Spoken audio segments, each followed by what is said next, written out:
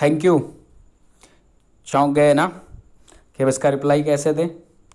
कई बार हमारी लाइफ में आता है दोस्तों, जब हम किसी का हेल्प कर देते हैं, किसी का थोड़ा सा काम कर देते हैं, अगला हमें थैंक यू बोलता है। उस थैंक यू का रिप्लाई क्या होना चाहिए? बहुत सारे लोग हैं जो वेलकम बोलते हैं, लेकिन हर बार क्या वेलकम सही है?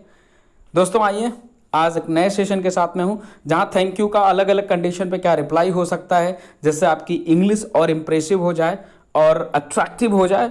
तो आइए सीखते हैं कि थैंक यू का अलग अलग कंडीशन में क्या रिप्लाई होता है।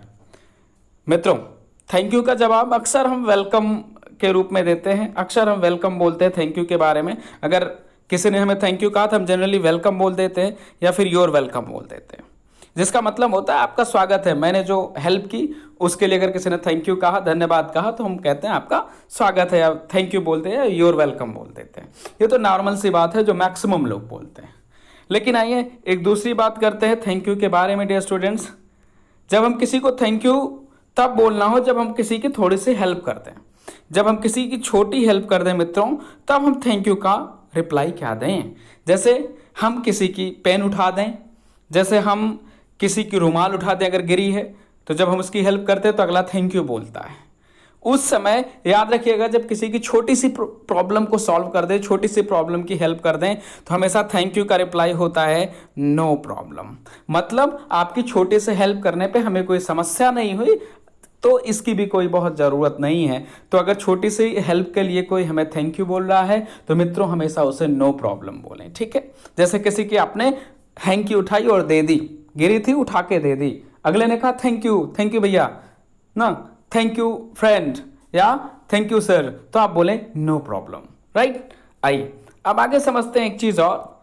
जैसे जब आपने किसी की हेल्प तो की हो, जब आपने किसी की हेल्प तो की हो लेकिन आपको ज़्यादा मेहनत करनी पड़ी हो।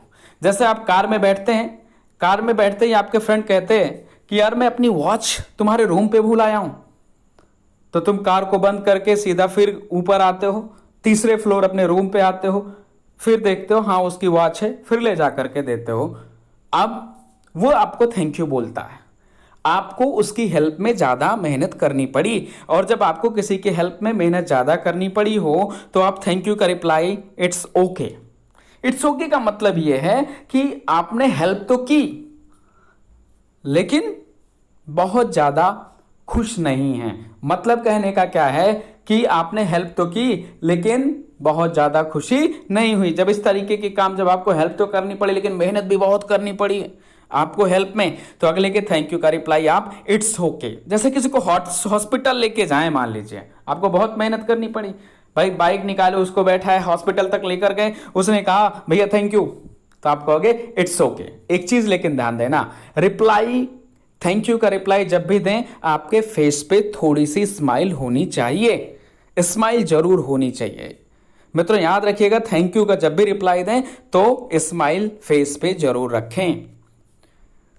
ये बात हो गई। और आइए एक कंडीशन में देखते हैं, जब आप किसी को सरप्राइज दे रहे हो किसी अच्छी चीज के लिए, किसी को पार्टी दे रहे हो, मान लीजिए आपकी वाइफ है, मैरिज एनिवर्सरी पे वाइफ को क्या कर दिया आपने, क्या कर दिया भाई, पार्टी दे दिया वाइफ को, सरप्राइज पार्टी। वो आती है और देखती है आपने सारी चीजें सजा रखी हैं, चौंक जाती है, सरप्राइज पार्टी। वाइफ आपको बोलती है थैंक यू डियर, तो आप बोलोगे it's my pleasure, it's my pleasure, right. It's my pleasure का मतलब है ये मेरा सौभाग्य है। क्लियर हो रही है बात। तो जब आप किसी को सरप्राइज दें तो वहां पर थैंक यू का रिप्लाई वेलकम नहीं करके आप इट्स माय प्लेजर बोले। जैसे माता पिता की आपने कोई हेल्प कर दी, आपकी ड्यूटी है, और पापा ने आपको कहा बेटा थैंक यू, तो आप बोलो नहीं पापा इट्स माय प्लेजर। समझ में आ रही है बात। तो यहां पे thank you it's my pleasure बोलें। समझ में आ रही है बात। लेकिन याद रखिएगा थैंक यू को बोलते समय चेहरे पे स्माइल होनी चाहिए, थैंक यू का रिप्लाई देते टाइम।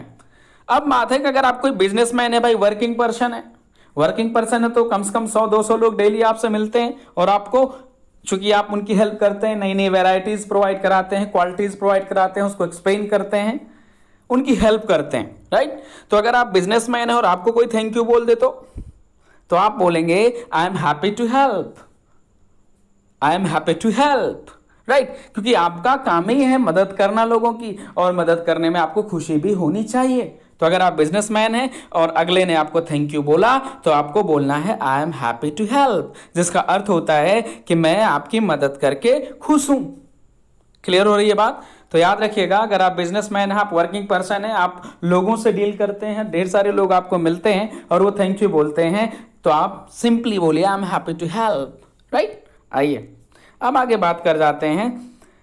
जब आप किसी अपने रिश्तेदार की हेल्प कर रहे हैं, अपने बहुत रिलेटिव जिन्हें आप जानते हो, राइट, कई बार जिंदगी में आता है ना कि हम अपने उन लोगों की हेल्प करते हैं जो हमारे रिलेटिव हैं या हम जिन्हें बहुत क्लोजली जानते हैं। तो याद रखिएगा, अगर वो थैंक यू बोलते हैं, उनके हेल्प पे वो थैंक यू बोलते हैं, तो आप बोलिए मेंशन नॉट।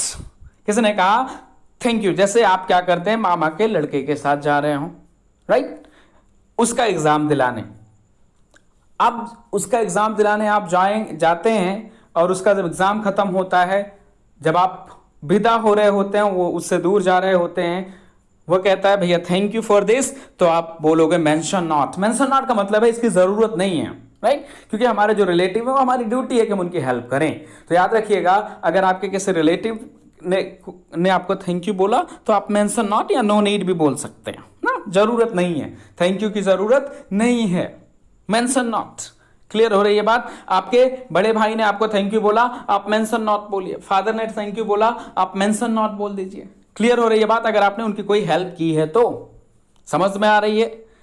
तो डियर स्टूडेंट्स, ये सेशन था, अलग अलग तरीके से थैंक यू का रिप्लाई कैसे कर सकते हैं, इस तरीके की नई नई चीजें अगर आप सीखना चाहते हैं तो मेरे चैनल पर लगातार बने रहें, मेरे वीडियो को लाइक सब्सक्राइब कमेंट जरूर करें। ऐसे ही अच्छी वीडियो लेकर आऊंगा जो आपके स्पीकिंग, इंग्लिश और कॉन्फिडेंस सबको मजबूत करने वाला है। अभी के लिए इस सेशन में इतना ही। Have a nice time all.